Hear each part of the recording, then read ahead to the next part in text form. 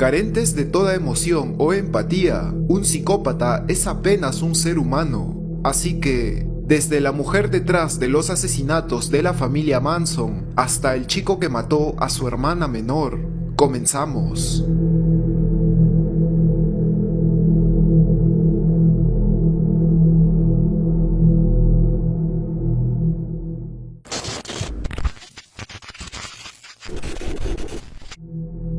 Presentado por la psicóloga Anna Salter, el documental de 1996 acerca de agresores sexuales presentó a múltiples criminales y uno en particular, solo conocido como Robert, fue un manipulador abusador de niños y la epítome del comportamiento psicópata. Y a diferencia de otras personas en esta lista, él no mató a nadie. Y como verás a continuación, la frialdad con la que describe el abuso a su hijastra es simplemente escalofriante. It started about the age of 1.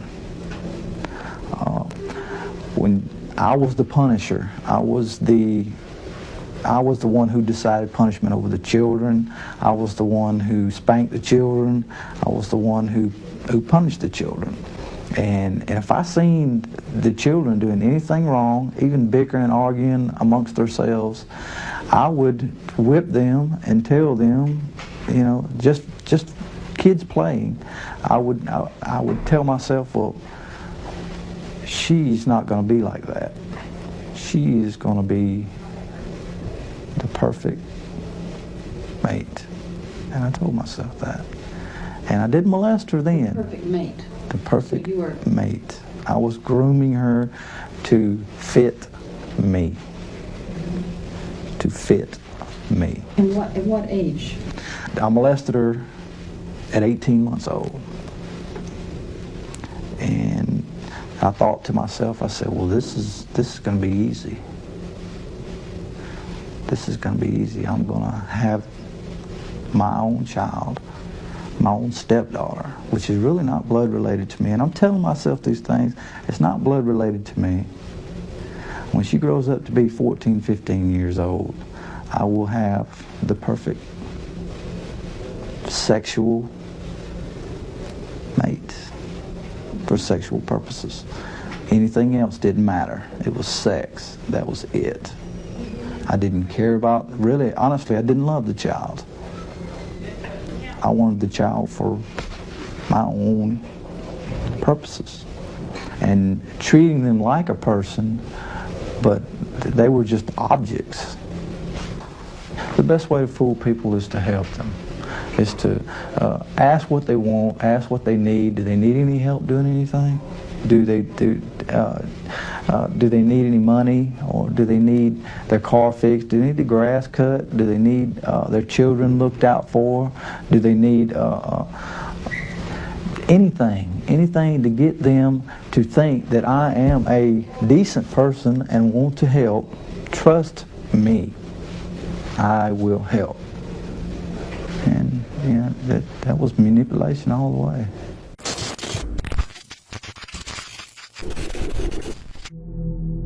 La desilusionada y perturbada joven de 19 años, Susan Atkins, fue perfecta para el infame culto de Charles Manson. Muy pronto, ella desarrolló una profunda obsesión hacia Manson, incluso llegando a creer que él era el retorno físico de Cristo. Y cuando él le comentó sobre una inminente guerra de razas apocalíptica, ella inmediatamente le creyó. De hecho, Atkins estaba tan convencida de este concepto que fue una de las primeras voluntarias en iniciarlo, y pronto a ella se le ordenó, al igual que a otros seguidores igualmente dedicados, como Tex Watson, Patricia Krenwinkel y la más dubitativa, Linda Kasabian, que manejen hasta el 10050 en Cielo Drive y que asesinen a sus residentes de la forma más violenta posible. Y lo que sigue son 5 personas inocentes totalmente masacradas, siendo la más notable la actriz embarazada Sharon Tate.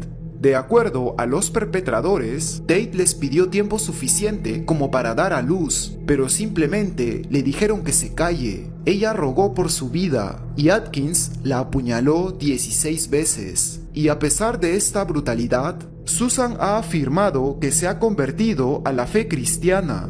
What happened that night you all went to Sharon Tate's house? What really happened? Well, I remember getting in the car with Tex and Tex Watson and my other two co-defendants.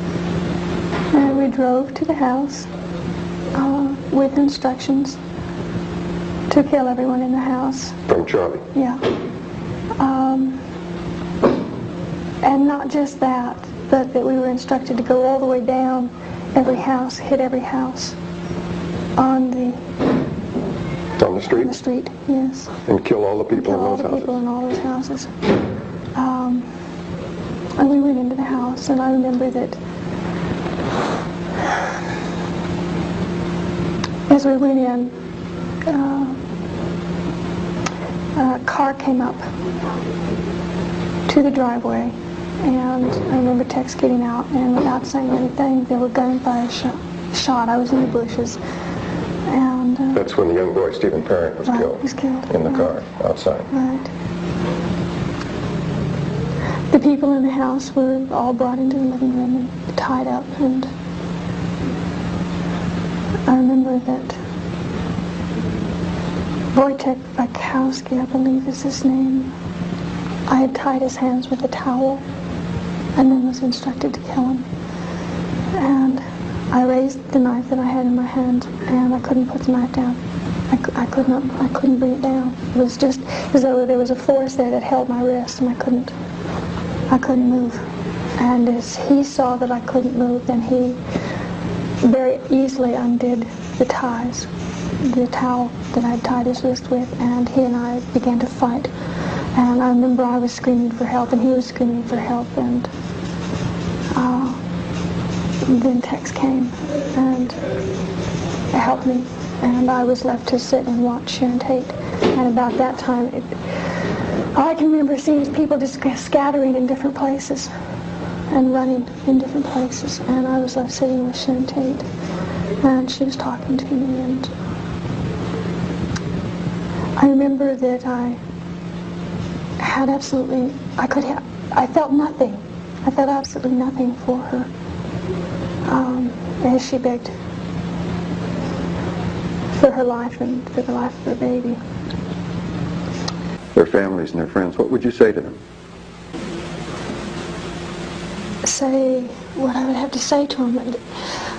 I just love them. I feel for them. I feel their pain. I feel their sorrows and their loss. And I didn't feel that years ago. I didn't feel anything for them.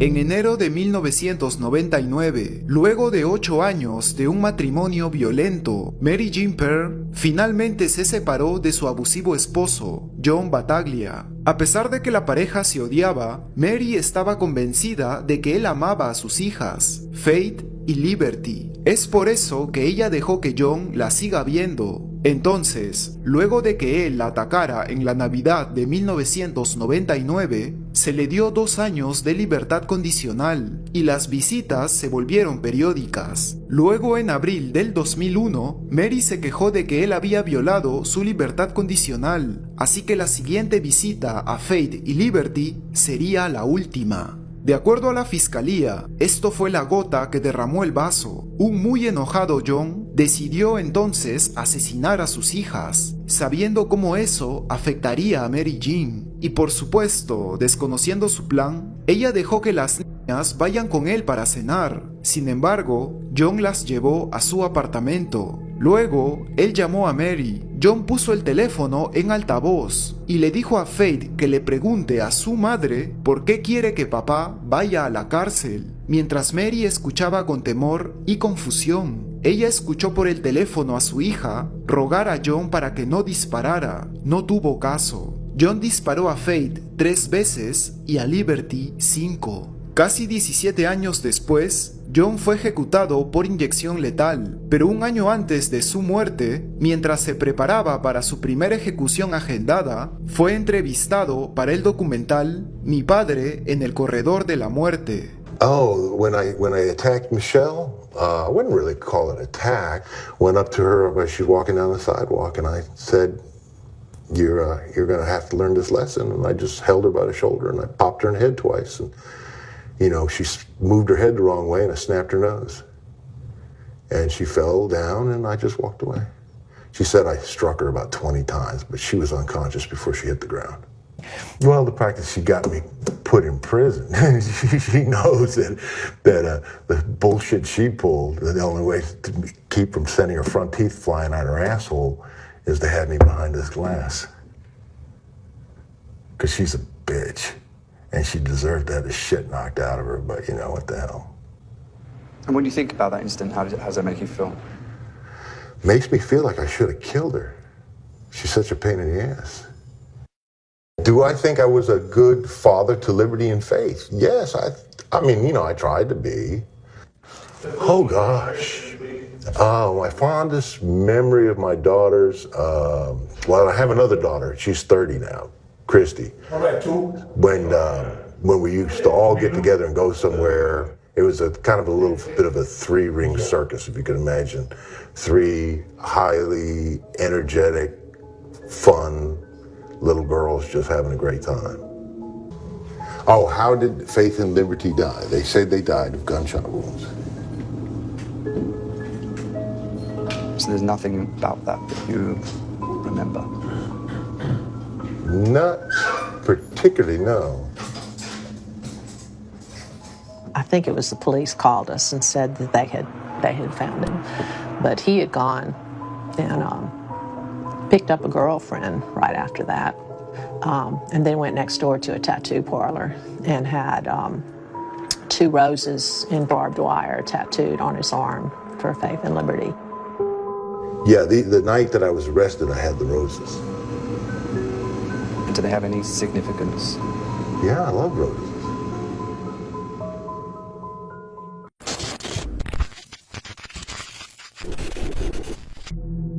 El sujeto del documental Psicópatas de 2019, Paris Bennett, asesinó brutalmente a su hermana menor cuando él apenas tenía 13 años de edad.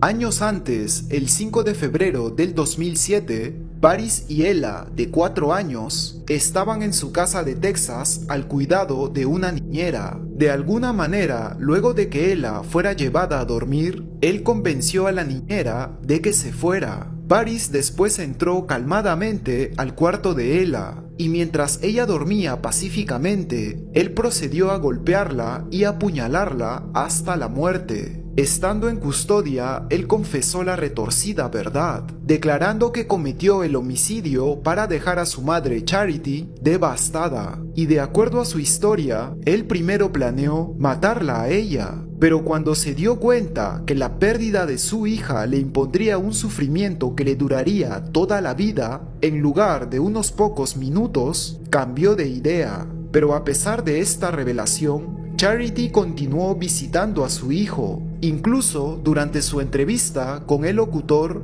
Piers Morgan. Do you remember what happened after the emergency services turned up at the house? I remember that a male officer walking past me and into the bedroom, and I remember hearing him mutter, "Oh my God," when he saw what I had done. And I remember I just felt like I was drowning in shame, knowing that they saw what I had done and knew that I had done it. Your sister Ella was just a young girl, obviously. What were your feelings towards her as her brother, her older brother? We could sit here and talk all day about my feelings for my sister. A description of my feelings isn't something that I can give you in the brief time that we have together, because I loved her. I loved her with every fiber of my being. But you say that in the present tense? Yes. I mean, she's dead because you killed her? Yes. But you love her? Yes, I do. Do you think you understand what love is? I mean, are you capable? I don't really know how to answer that question. And I'm not saying that to be difficult, but it's not simple, so I can't just point at something and say, okay, that's love. I recognize it easily, and I feel that. Why did you have such anger towards your mother? I spent a lot of time feeling alone as a child, a lot of time feeling left out, not only by my peers, but also by my own family.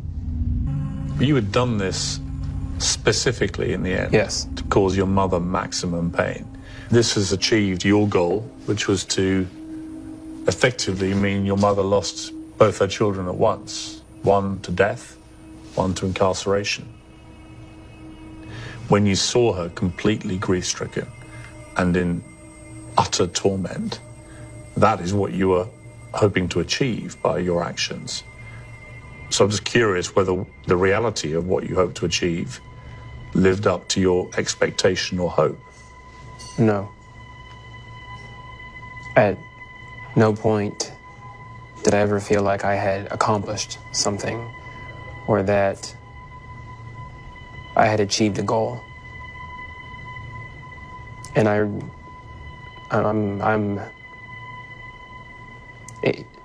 one of the reasons why it's so hard for me to talk about how I felt at that time is because I'm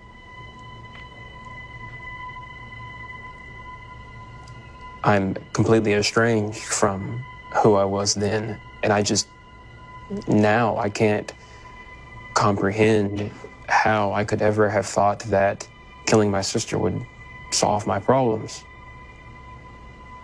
It's like we're here talking about a completely different person. It's like you're asking me to try to climb inside someone else's head and peer through his eyes and catalog his thoughts. And I realize we're talking about myself, but it doesn't feel like we are.